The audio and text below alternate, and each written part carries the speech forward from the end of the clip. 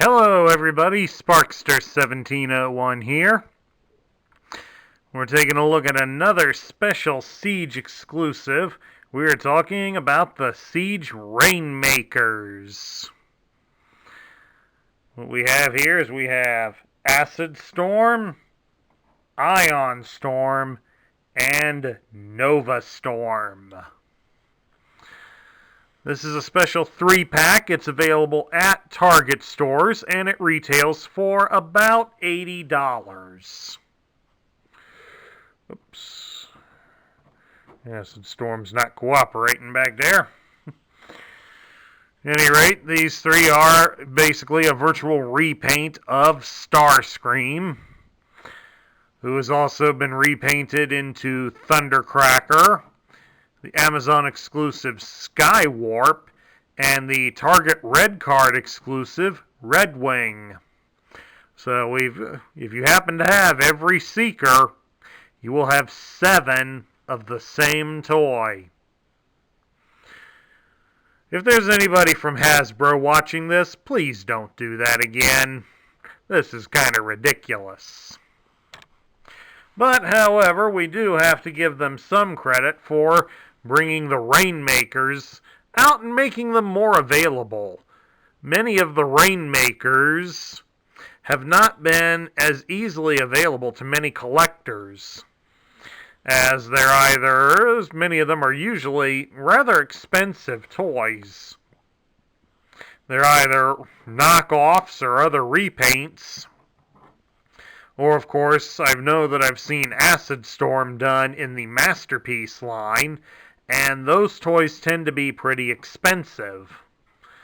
So, a set like this, $80 is a bit much, but they are the same Voyager class, and the Voyager classes individually run for $30, so you'd basically be saving $10 by buying these guys as the 3-pack. Of course, that's the only way you can get them, so don't sweat the small details. And it's also been brought to my attention that the upcoming Siege 2 card game expansion that's coming out, it will be released November 8th, so about a week after Halloween, viewers. Check your card supply store for the new Siege 2 set, as Nova Storm will be a part of it. And for any of you fans who may not have known this, the cards do reveal Nova Storm is female. So, the Seekers gain another lady. Another devastating lady in the Decepticon lineup. Which is pretty good. That's always nice to know.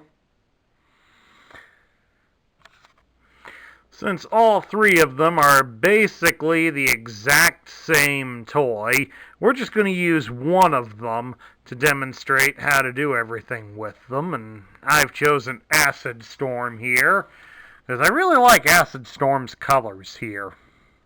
And I think he'll show up pretty well on camera. Alright. We'll take a look at his posability here.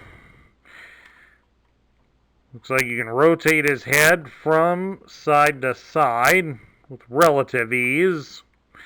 And of course he can look up and down a bit. He can raise his arms out the shoulder about so far. And he can rotate his arms all the way if you get the wing out of the way.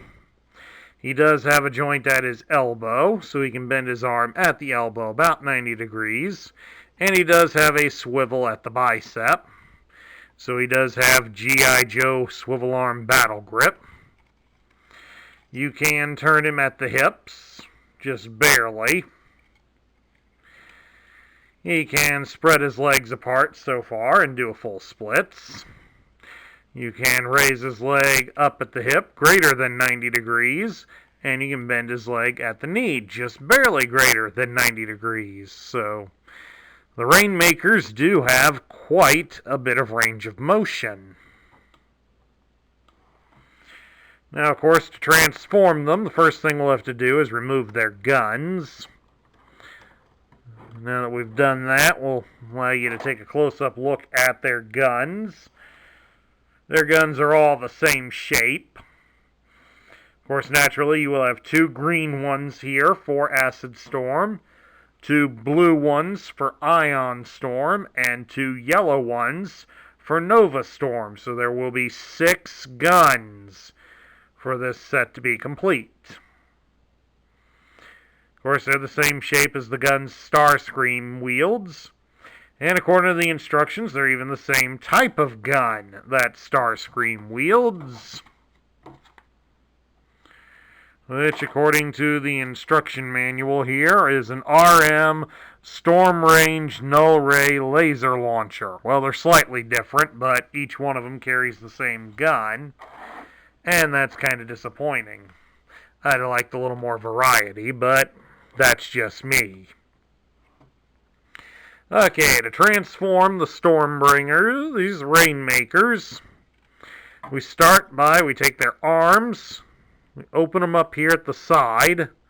You'll fold their fists in, like so, and fold in their elbows as well, and then close up the arm, like that. Do that here for the other side.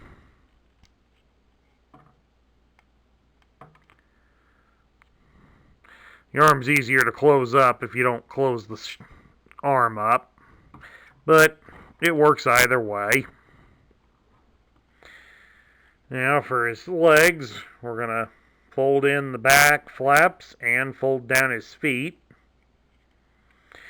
His backside, we're going to detach the protrusions that were sticking up, and then once they're freed, we swing them around and connect them out front like so. Now back here behind his head, there's a little dark gray piece of plastic that you're going to fiddle out like so. It's a little hard to see on camera due to the wings being in the way. Once you get it to come free, you will fold it up. There it is. Connect it to the back of his head. We're going to separate the chest panel and then fold his head all the way inside his back. You'll need the chest panel loose because it also comes up with it. Then you'll take him here at his hips and rotate them all the way around. Now these notches here on the back of his legs will connect into these posts here along his butt. You just bend him at the knees and lock him in. Very simply. You may have to push down on the depressions on his legs to get them to go in. Now, on the sides of his legs here, you'll see you have a couple of raised tabs. They will fit into these slots here on the sides of his arms. So you'll just fold the shoulder down. As you can see, the shoulders do separate down. And just rotate it at the elbow until it locks into place. You'll have it correctly because there'll be a spot with 3 holes pointing straight up. That'll let you know you've got it in correctly. Alright, once you've done that with both arms, you'll take the nose section and make sure it rests against his legs. And then fold down the wings. Because they've got a clip here on the underside of the wings. Those will lock into those 3 holes. Those should lock in and be nice and snug. Then you'll take his engine piece here. You're going to pop it free from his back. Fold it down and snap it firmly into place. Then you'll raise up the chest panel and fold it flat against the back. Then, of course, you can take his guns and mount them in. The instructions recommend you connect them to his shoulders, but you could also connect them to the underside of the wings if you prefer. And there he is in his Tetrajet mode, as it's known as. This was how they were seen in the Generation 1 cartoon, so since they never got an official release in the G1 line, this is nice to have. And of course, the Tetrajet does swoosh pretty nicely. Of course, I've already got the other two in their Tetrajet modes. There's Ion Storm. And lastly, there's Nova Storm. There they are, all in their Tetrajet modes. As you can see, they've all got a fair amount of damage on them. So they've seen a lot of action in the war on Cybertron. Now we get down to my thoughts. What do I think of the Rainmakers? Well, they're a little hard to grade, folks, and I'm going to be honest with you on that. It is kind of hard to grade them. On the bad side, we know they're a repaint. As I've stressed earlier on this video, the body has been done 7 times so far in this toy line. And I've got 5 of them. Thundercracker, at the moment, has yet to be released, and I don't have a red card, so Red Wing may not be appearing on this channel unless somebody I know has one. But, again, it's the same mold. I mean, the heads get changed a little bit to make them look different, but it's still the same mold. So it lacks a lot of originality, and that, of course, is boring. As I said earlier, all 3 of them are carrying the same weapon, so again, that's also boring. This would have been also a nice opportunity to have written them a tech spec bio.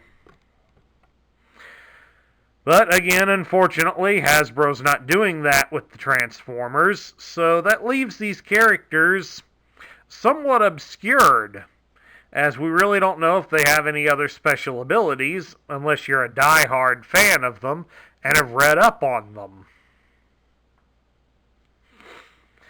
So that's really a lot of the negative. The positive is that since they are rather obscure characters, it is nice to have a reasonably easy way to obtain them. There are plenty of Target stores out there, and while $80 is a bit much, it is rather reasonable. As I stated earlier, the Voyager class toys are usually retailing on the shelves for around $30. So you basically would be getting a $10 savings versus buying 3 Voyager toys off the shelf. So that's not too terribly bad. But all in all, I'm going to put these guys in the middle tier, since they're not going to appeal to everybody if you're also bored of the consistent reuse of the same mold. However, if you can overlook that, and if you've been wanting the Rainmakers for your collection, this is a great way to get a set of them in there. They do have excellent posability, and they go along well with all the stuff that's currently being released for the Siege toy line.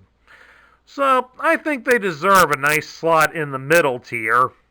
If you can overlook their shortcomings, they'll be a great addition to your collection. That concludes my review of the Siege versions of Acid Storm, Nova Storm, and Ion Storm. I hope you all enjoyed this review. If you liked the video, drop me a thumbs up here on YouTube. If you're new to my channel, please hit the subscribe button down below to join our ranks. I encourage you to also ring the notification bell, even though YouTube's notification system is broken of late, especially for my channel. But remember, you can always check my channel's homepage on YouTube to see if I have loaded new content. Also, please share your thoughts and opinions of the Rainmakers in the comments down below. This is Sparkster1701 saying I will catch you all later.